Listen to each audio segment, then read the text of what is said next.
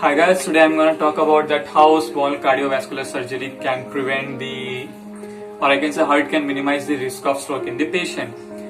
And plus the research on this topic has been going on from the last 4 to 5 years from 2016-17, but still there are some controversies are going on that it doesn't help in the stroke patient, and there are also other researchers and doctors was claiming that it's really help in the stroke patient. But how it work and what all these controversy we are going to understand in this video.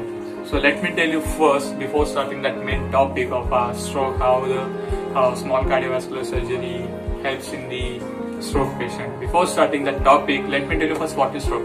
As I've already made the video on this topic, in that video I've already explained you about that what is stroke, what are the various types of stroke, how it can affect your health, how it can affect your neurofunction.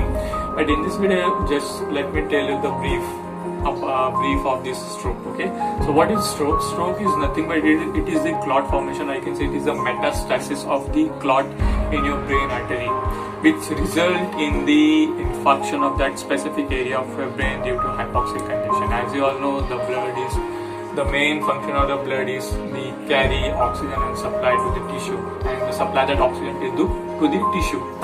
But if the specific area go under the hypoxic condition, the next step will be infarction. So due to clot formation, that area go under the infarction due to hypoxic condition. Hypoxic means shortage of oxygen. Okay. So what happened next? Let's consider if that area of your brain have gone under the infarction, which helps in the sensation. So if that area gone under the infarction, then your sense ability will get lost.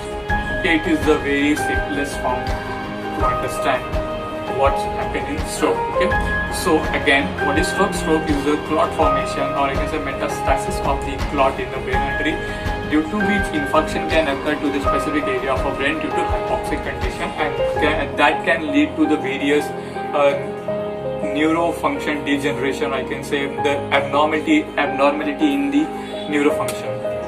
So this is stroke, and then there are various types. There are mainly two types of stroke. First is ischemic stroke, and second one is hemorrhagic. What's happened in the ischemic stroke? Ischemic stroke, it is the clot formation in the brain artery. It is the actual clot which accumulate in the brain artery, due to which the infarction can occur, and due to which the various abnormality in neurofunction can occur. And what is hemorrhagic? In hemorrhagic condition, due to the clot, the aneurysm form, and that aneurysm can burst, and the blood, the leakage or bleeding of blood can occur, due to which that specific area of your brain will go under the infarction and can lead to various abnormality in neurofunction. So it is the stroke, and this was the type of stroke, ischemic and hemorrhagic. Right now, just keep in mind that due to stroke, there are chances that person can suffer from the various neurofunction disorder. Okay, it can be paralysis, it can be anything. Okay, as you know, the brain is a monitor. Brain is the main part of our body which controls our body. If that get affected, then your body is going to be affected. Okay, so brain is the main part. So stroke, so you can understand that how severe this condition is. So now let's come to the main point of this video, that is how small cardiovascular surgery, and what is that cardiac surgery. So I think you all know that in heart there are 4 chambers: 2 atrium, 2 ventricle, left atrium, right atrium, left ventricle, right ventricle.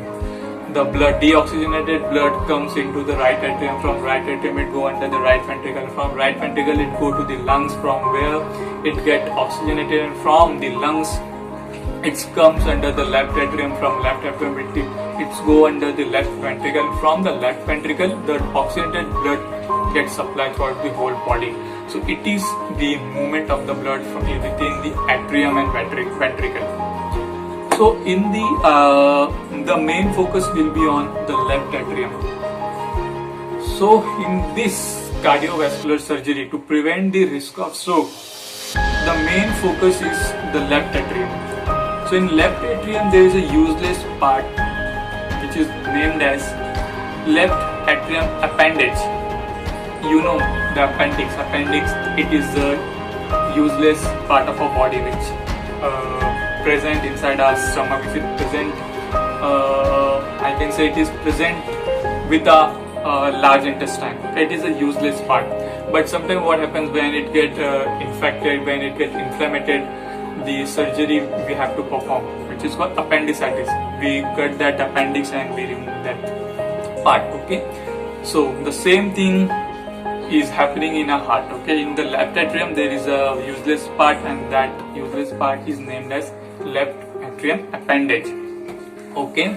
So what happens normally, that left atrium appendage, number of time it can lead to the formation of clot. Okay, it can lead to the formation of clot.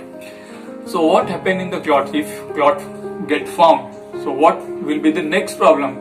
It can go from left atrium to left ventricle, and from left ventricle it is going to the whole body. Means it can travel to your brain, it can travel to the any area of your body. Okay, and as you know, if that clot get stuck if in any specific area, in any area of your body, that area will go under infarction due to hypoxic condition, and that area due to hypoxic condition that will go under infarction, and numbers of problems can occur. So you can understand that if clot gets stuck in any artery, in any area of your body, it is going to give you the problem. So the left atrium appendage is the, I can say, the number of time the clot formation is due to that left atrium appendage. It can lead to the formation of clot.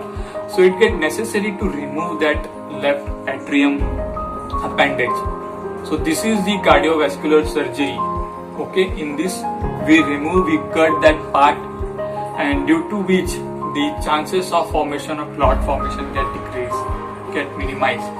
Okay, so you can understand what is the importance of this surgery. Okay, there are numbers of research and numbers of doctors who are claiming that it really helps in the minimizing the risk of clot.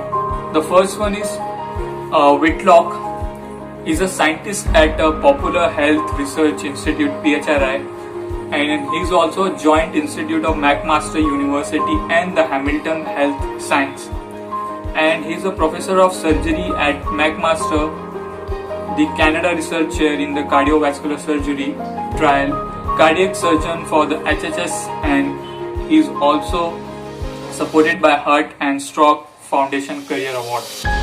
And the next one is co-principal investigation of study is Stuart Connolly, who has also advanced this help by establishing the efficacy and the safety of a new blood thinner. He is Professor Emeritus of Medicine at McMaster. So these all are the professionals who is doing the research from the last 5 to 6 years on this topic, and they are claiming that this surgery helps in the, or I can say it minimizes the risk of stroke.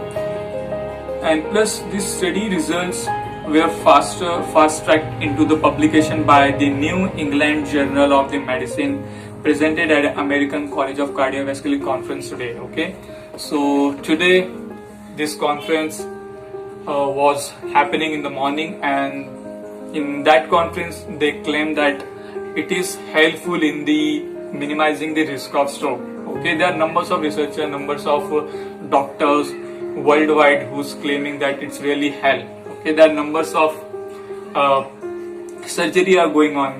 They did numbers of experiments, they did numbers of trial by choosing the numbers of patients, and they did this operation, they did this surgery, and they found that it is very useful in the minimizing the risk of stroke. So you can understand that this small cardiovascular surgery can help in the minimizing the risk of the stroke. Okay, so now you know what is the stroke and how it can be prevented.